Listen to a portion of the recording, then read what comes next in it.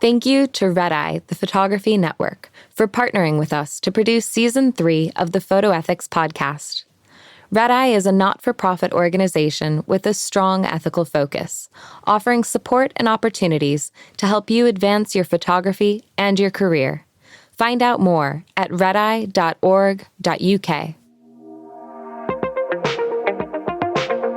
Welcome to Season 3 of the Photo Ethics podcast. I'm your host, Savannah Dodd, and I'm the founder of the Photography Ethics Center. Each week, I'll be talking with an accomplished photographer about the ethics of their practice.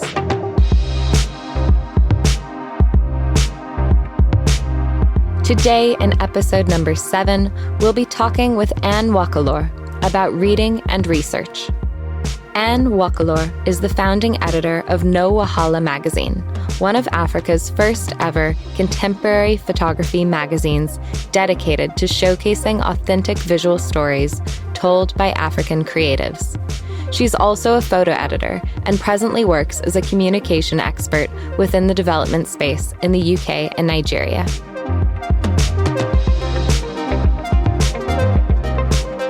I was wondering if we could start by you just telling me a little bit about your work. Okay, yep. So I am a photo editor. I am the founding editor of a photography magazine called No Wahala magazine, which features African photographers. I am a writer. I write on ethical storytelling. And my full-time job, I work as a marketing and communications officer in an art organization. Okay, great. So you sort of wear quite a few different hats within this conversation. I do. That's great. I wonder if maybe we could start by, because your background was originally as a freelance photographer, is that right? Mm-hmm. Yes. So after I graduated from uni, even whilst I was studying my degree, which was photojournalism and documentary photography, I was working as a freelance photographer for a good couple of years. Okay. What kinds of things did you work on? I was working for charities. So I was being hired for charities. They'd give me like a brief and I'd go out and I'd photograph the brief. So for their marketing campaigns, I worked a lot for different universities. I worked for different primary schools. There were primary schools that were doing projects that was Arts Council funded, and I was hired to photograph them. Yeah, restaurants, the normal commercial stuff. And then it was nice to like step out and actually do what I was taught in my course. So working with like NGOs and charities and seeing my work in newspapers was really nice. Yeah, absolutely. And I guess that experience probably really is part of, correct me if I'm wrong, but what sort of fed into the work that you're doing now, both in terms of your writing, but also in your work in marketing and communications.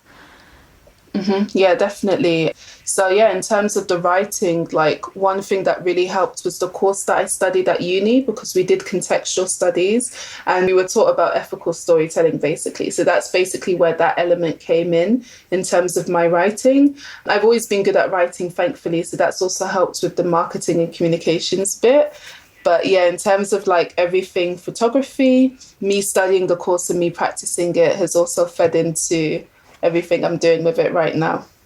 That's great. And could you tell us a little bit more about No Wahala magazine? Yeah, sure. So I started No Wahala magazine early 2020. I was actually living in Nigeria at the time when I started, and I was going through like a bit of a meltdown because I had just left London and I had dreams to be like a New York Times photographer, and I was working full-time in an NGO as a communications officer, and I just felt like my creative practice going down the drain. So one day, like my husband jokingly said to me, why don't you start a photography magazine? Because you're always talking about images, you're always talking about ethical storytelling, you have a good eye for editing and sequencing. And then I said, actually, yeah, that's a really good idea. So one thing that really propelled me to start it is because like living in Nigeria, I was surrounded by so many amazing photographers, photojournalists. And one thing that we saw a lot, and it continues to happen, is that for stories and features, a lot of photographers from the West were being flown in. So I said, you know what, I want to start something that gets African photographers seen by industry professionals. And that was the main reason behind starting the magazine. So when I started the magazine, I started it as a platform festival. So the Instagram page and the website. And we started to get a lot of traction, like a lot of people were interested. And we started doing weekly features. We were featuring the work of African photographers weekly on our Instagram and website. And even though the intention was to get local photographers seen by industry professionals, it became so much more. It became like an educational platform. It became a resource. People were coming to us to learn new things, which was great. So we printed our first issue in 2020, November 2020, called Safe Place. And that was our first ever issue. So the magazine is like a print physical magazine. And the reason why we chose the theme Safe Place is because we were going through the pandemic. Everything was new. And we just believed that everyone needed a safe place right now. And we just really were interested to see how people would respond to that theme and what people considered their safe place. And that open call was really successful. We received great work and we were able to feature work from 5 African photographers, which was great. And yeah, the first issue did really well. And now we have our open call for the second issue. So yeah, that's the magazine. That's brilliant. And so I guess now your role with the magazine is more as editor. Is that correct? Yes. I'd love to know more about sort of, I don't know, the ethics of your role as editor and how you navigate that, and maybe what kinds of decisions you're making in that process. Okay, so part of my role as an editor is that I basically come up with the different topics that we'll be talking about in the magazine. So in Safe Place, we have a short essay called Power Dynamics Within Photography. We also have another short essay that was written by our curator, Claire. It was called Leisure Power, Manifesting Safe Spaces in Art. So I come up with the topics that we talk about in the magazine. I also select the images as well. So I work with the team because there's a team of us. Altogether, we're 4. So we select the images as well that we want to feature in the magazine. Proofreading, doing the final sign-off. Yeah, that's what I do. Like coming up with the theme as well. That's also a part of my role. Yeah. Okay, brilliant.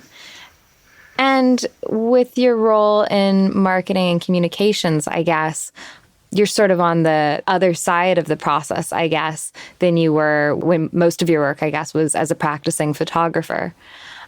So, yeah, how do you approach ethics in that? Because I imagine that they're, having experienced both sides as well. I think you probably bring a lot of that learning to that process. Definitely. So in terms of my role in marketing and communications, I approach ethics by, first of all, fact-checking, because one of the many issues, the ethical issues that arise is that when you don't fact-check something that you've put out there and then it comes up that that wasn't actually what it meant and stuff like that. So I fact-check. I do a lot of the writing. I do a lot of the research, and also just the way that I present a campaign, because there's been a lot of issues going on, and I'm going to switch back to the photography world. There's been a lot of issues going on with a lot of photographers presenting people that they photographed in a certain way, and it's out of context and it causes a lot of issues. So in my full-time job, which is arts, it's not necessarily photography, but when I'm putting something out there, either on the website or social media or wherever, I need to make sure that the context is correct. And I need to make sure it's in a place where it can't be taken out of context. So yeah, those are the kind of things I do. I guess thinking just sort of quite broadly about your work and sort of the different hats that you've worn, did you ever have a moment that sort of made you stop and reevaluate your work and really start to, maybe was the catalyst for starting to question the ethics of what we're doing in photography? Okay, so that ethical moment happened like right after when I started Wahala magazine, and like everything was buzzing and everyone was excited. And I had to basically sit back and ask myself, wait, what are my ethics? Like, what is it that I believe in, not only as a photographer, but as someone who works with photographers, as someone who owns a photography magazine? Like, what is it that I'm championing and that I'm campaigning for? And basically what I narrowed it down to or drew it down to was basically not just getting the African photographers seen internationally, but basically reshaping the narrative of the continent as a whole, because so much damage has been done with like centuries of, white saviorism and colonial gaze, and lots of photographers coming in and doing lots of poverty porn and stuff. And like living in Nigeria really helps me to see that there is a massive side to African countries that many people don't see, because all they're seeing is those images, and that was one thing that I said that I'm really campaigning for. It's for that narrative to shift, and for it to shift by photographers who are actually on the continent, who are taking pictures, who are able to basically show that side. One thing as well that I usually say whenever I'm doing talks is that I'm not here to segregate. I'm not here to say that photographers from the West cannot fly into African countries and take pictures. I believe in collaboration. I understand that as a photojournalist or whatever, everyone has a job to do. But I do believe that if you collaborate with local photographers on ground, you'll be able to get much more access. You'll be able to get much more context as well. And you'll be able to tell their stories in a way that's respectful, because you're working with a local photographer that's from there, that can speak the language, that can communicate to the person and tell them what's going on. So I'm a big believer in collaboration, and I'm a big believer in respect. And those were the things that I had to just narrow down, my ethics to. On that note of collaboration, I think that that's a really good point. And I think that that's something, I've had some conversations with people, photographers, white Western photographers who want to travel to do work, or worry that, their work is going to dry up. I've heard it expressed that, some of them really want to collaborate and want to produce work in a more ethical way, but they don't really know what that looks like. What kinds of recommendations would you give them? Yeah.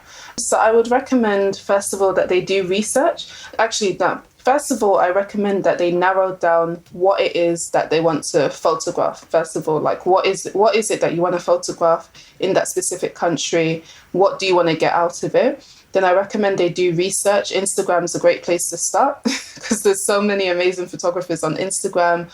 Or you can do a Google search. For example, if you want to go to Kenya, you can photograph what photographers are working on ground in Kenya.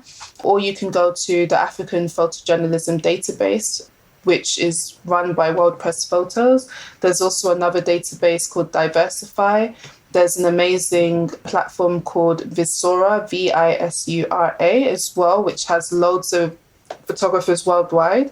I recommend you reach out to them and basically just talk through your ideas, talk through what it is that you want to achieve, and also ask them if it's feasible and if there's a way that it can be done respectfully, because sometimes we have an idea of what we want and we have an idea of what we consider respect. But then when you're going to someone else's country and you're going to different cultures and stuff, there are ways that things are done there that, is their way of being respectful. So I think, it's about having those conversations, first of all, as opposed to parachuting in and then scouting for photographers and saying, look, I'm here and I want to do this and I want you to help me. I don't think that's the right way to do it. I think you need to already have that conversation, have that dialogue, ask for advice, ask for feedback. And then, I think one thing that's really, really important as well is that, and I wrote about it, is that as photographers, there are power dynamics in what we do. We do become a bit more powerful when we're holding a camera in our hands. And that power is escalated if you're white, basically. You will get a lot more access, you will get a lot more respect, you'll get a lot more people who are willing to pose for you because of the way they perceive you. So I think in anything that you do, you need to always be mindful of that. Power dynamics is there. And I think you need to be mindful of those power dynamics and be very respectful and don't take advantage of people, basically, which unfortunately is something that a lot of photographers do. Absolutely. I wanted to sort of follow up even the first point that you made there, because I think that that's a really good principle that you brought up about having these conversations. I guess one question that I have about that is, if a professional photographer who is white and Western and planning on traveling to take pictures in another place, if they're reaching out to professional photographers in these other countries that they're planning on traveling to, how can they do that in such a way that it isn't a drain on local photographers' time without giving them, compensation for that? Yeah. I mean, or is there a way, I guess, to give them compensation for that? Yeah. I mean, personally, how I would do it, like I said, I'd first of all research that photographer, go on their website, check out their work.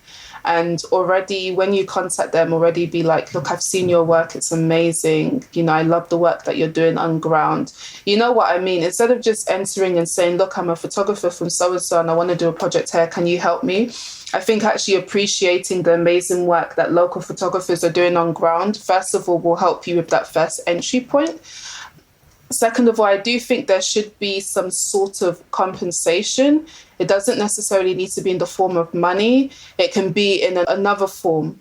It can be like, I don't know, I wouldn't even say mentorship, because if you're speaking to another professional photographer, but I think there should be compensation. I don't think you should take, because when you're photographing someone, you're taking from them. If you're asking for advice from someone, or you want to collaborate with someone, you're taking from them. So you need to be able to offer something in return as well. And I think that's up to the photographer to think about, or you can ask the question, what can I give you in return? Is there anything that I can help you with in return for your time, or for, showing me around and stuff? And again, it's just being really respectful. Be very respectful of that person, of that person's time. If you do eventually go to the country as well, of the different cultures. Yeah, but that's how I would approach it. I think that's a great point about, asking about, what can be exchanged, I guess. Because, I guess otherwise it could turn into quite an extractive thing if, white photographers are trying to do better, but actually just taking the time and expertise of local photographers, it becomes a bit of a misguided solution if they start doing that in quite an extractive way. So I think that's a really good point that you made about, ways of maybe ensuring that isn't an extractive process, for sure. Yeah. What advice would you give to someone who was maybe wanting to pursue a career similar to yours? So the advice I would give, first of all, is do your research. That is really, really important. It's really important to do your research because it also helps you to narrow down anything specifically that you want to go into. Like, I've decided that I want to focus specifically on minorities. That's why the magazine is, is featuring work of African photographers and stuff. So I think doing your research will help you to be specific and will help you to narrow down what it is you want to accomplish, what it is that you stand for. Second of all, talk to people. I spoke to many photo editors. I spoke to many people who own photography magazines, and they were amazing. I reached out to Max Ferguson, who owns Splash and Grab. I reached out to Luke Archer, who owns Loop magazine. I reached out to some of my lecturers from uni. I reached out to many people, and I'm really grateful that I had them and I was able to have conversations with them. So reach out to people. Don't be afraid. Most people are really, really friendly and they'll be happy to offer you any advice. But I think it's so important because if you're talking to people who have done what you want to do, it guides you and it helps you to see, okay, these are the difficulties that will arise. These are the different ways that I can do it. Another thing I would say is have a support system, because it can be really lonely sometimes, especially if you're just starting out. Imposter syndrome is real. There are many times that I felt like, oh my gosh, who's going to listen to me? I'm nobody. I don't have any authority in this field. No one even knows my name. But thankfully, I had a good support system that was able to continuously remind me that, I should just go for it. I don't need to think about people who don't know my name or anything like that. The goal isn't even for people to know my name. The goal is, for me to push out this amazing magazine and just for people to feel seen, for people to feel as if someone is showing up for them. There's someone who actually cares about their work and wants to push it out there. So have a support system. Another thing I would say is be kind to yourself. It can be really hard. There will be times where you'll feel as if, you're not doing enough or you need to do more. But taking breaks and being kind to yourself and looking after your mental health is really, really important, because you don't want to have burnout. And I've had burnout and it's horrible. So yeah, be kind to yourself. And yeah, another thing I would say is read. I read a lot. I mean, I'm always reading on ethical storytelling. I'm always trying to stay in the loop in what's going on in the photography world, specifically documentary photography. I try to keep in the loop and see what's going on, what competitions are going on and stuff. So basically, I guess that goes back to research. Just continue to learn, because you'll never get to a point where you know everything and that's it. It's really important to always be learning and educating yourself. And I feel like the photography industry transforms so many times. One moment something is ethical, the next thing it's not. So that's why it's so important to always be updating yourself and researching and stuff. So yeah, that would be the advice I would give. Absolutely. I think there's so much in everything that you've just said. I almost want to go back first to the thing that you said earlier about being quite, I don't know if the word you used was intentional, but you were talking about how, you're careful with your time and you're choosing very carefully what projects to invest yourself in. And that reminded me a lot of something that Polly Irungu said in our podcast interview last season. She was talking a lot about intentionality. And I feel like that's something that can be very hard, right? Because you want to jump on every opportunity. But I think that the way that you describe that as really honing that down to your ethics and finding what drives you and what those things are for you and focusing then on those things, I think that was a really lovely way of explaining that. Yeah, no, intentionality is key, because it will remove all of the distractions. Like, you do not want to be everywhere and nowhere. And it's so important to always remember that. And sometimes we can get so carried away. We want to be doing this, we want to be doing that. And I understand it. But like, for example, my way of being intentional is that I'm focusing specifically on African photographers. You know what I mean? I'd love to also focus on indigenous photographers and stuff. But right now I'm in a place, first of all, I'm African, I'm Nigerian. Second of all, that's where I feel like I can talk and I can do work and stuff like that. So that's me honing down and being intentional and carving that niche, quote unquote. So I think it's just so important, to be able to do that. Yeah. And the other thing that I wanted to pick up on that you just mentioned was that you were talking about how ethics is changing. And I so appreciate you saying that. I think that that's something that we don't talk about enough. We don't talk enough about how ethics is evolving. We're evolving as individuals. The world is changing. I think we look at things that we did 10 years ago and hopefully we wouldn't do them the same now. That's a good thing. And I think that sometimes it can cause a lot of anxiety, a lot of sheepishness. Yeah, I don't know if you want to speak to that a little bit. Yeah, sure. I mean, I say this very bravely. Don't be afraid to make mistakes. Because you know what, we live in a time where cancel culture is the thing. If you make one mistake, people want to drag you and ruin your whole career that you spent 20 years to build up. Because ethics is changing, you will make mistakes and there will be things you need to unlearn. And I think you need to position yourself in a way where you're open to unlearning, you're open to learning from mistakes, and you're not scared of making those mistakes, because how will you learn? For example, many years ago, it was ethical for photographers to want to fly into Sudan and photograph what was happening in terms of the famine, because they wanted to get the word out and they wanted the whole world to know what was happening, because they wanted to raise lots of funds for aid and charity. But now that's not really, that's not really what we're on anymore. And that's an example of how times are changing and how people's ideas are changing. And when it comes to ethics, it will always change. And that's one thing that's why I said it's so important to always be reading and updating yourself so that you can also learn about those changes. Now everyone is hyping about NFT. And we already know that there are many photography publications that are messing up because they're jumping on this NFT wave. When NFT was introduced in the photography scene, it looked amazing because NFT is the future and stuff like that. But now we've learned our lesson. And now we need to learn from our mistake and we need to move forward. And that's what I mean by don't be afraid to make mistakes and don't be afraid to learn and unlearn, because it's a part of life. And if you want to be in the photography space, and especially if you want to narrow it down to photography ethics, you're going to have to be willing to always be learning and unlearning. Yeah, absolutely. Absolutely. I think the NFT example is quite a relevant one. Yeah. Yes. And I guess in that vein, is there anything sort of that you look back on and, knowing what you know now might do differently? Yeah.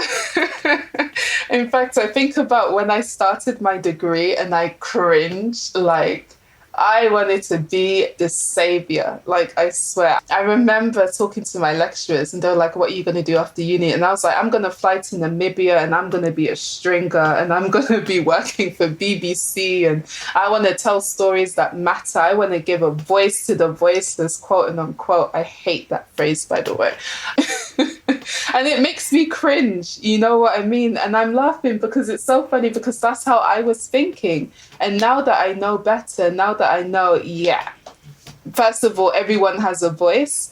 You're not giving a voice to anybody. And I'm really grateful, to be honest, that I thought like that to begin with. And I'm really grateful that I was able to learn from it and evolve. And that's what I mean by don't be afraid to make mistakes, because the only way you'll evolve is when you learn from it. So, yeah. Absolutely. I can't even count how many times people have quoted that phrase, a voice to the voiceless, on this podcast. It's so funny. Like, I think and that gives is people a platform and an opportunity. And it's like, really? Absolutely. Absolutely. Yeah. I wanted to pick up on one more thing that you said there when you were talking about advice that you would give. And you were talking about how horrible burnout is. I also have definitely been burned out.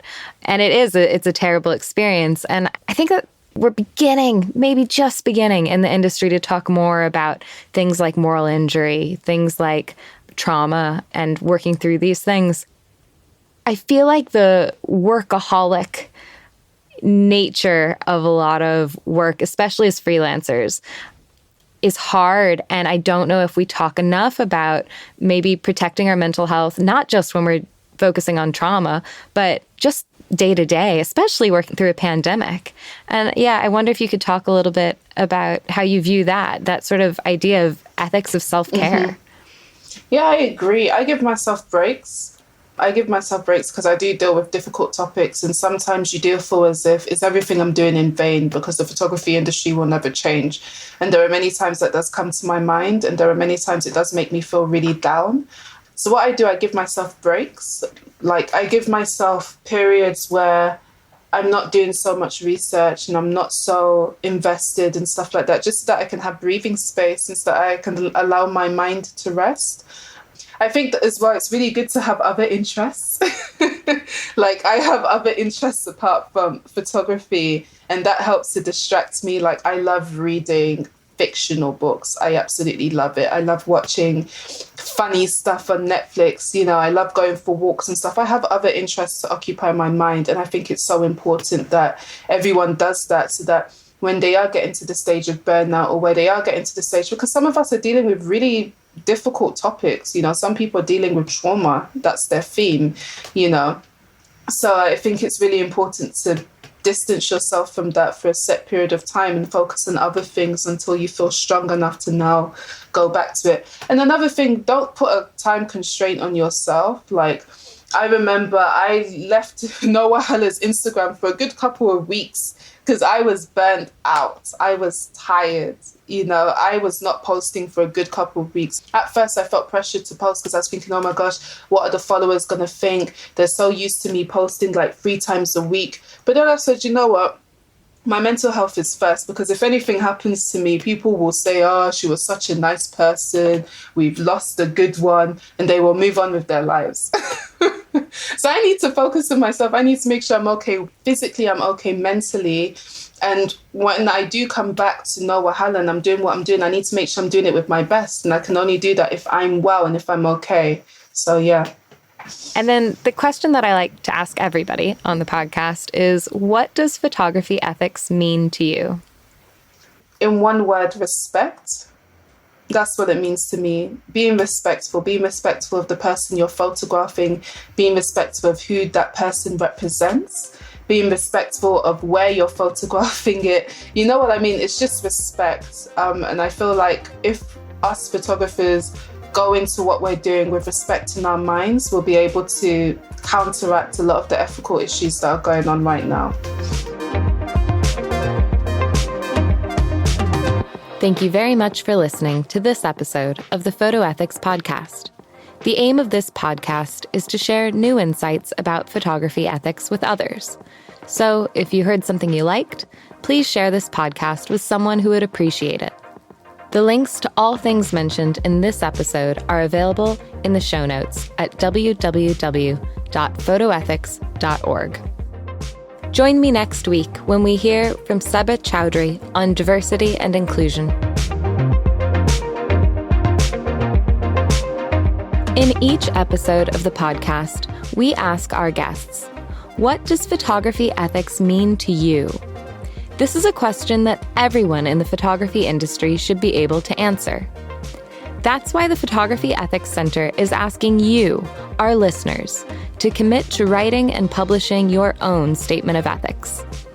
Visit www.photoethics.org/ethics to learn more and to make the pledge committing to ethical transparency, accountability, and awareness. That's www.photoethics.org/ethics. This podcast was edited and digitally produced by Ellie Gascoigne.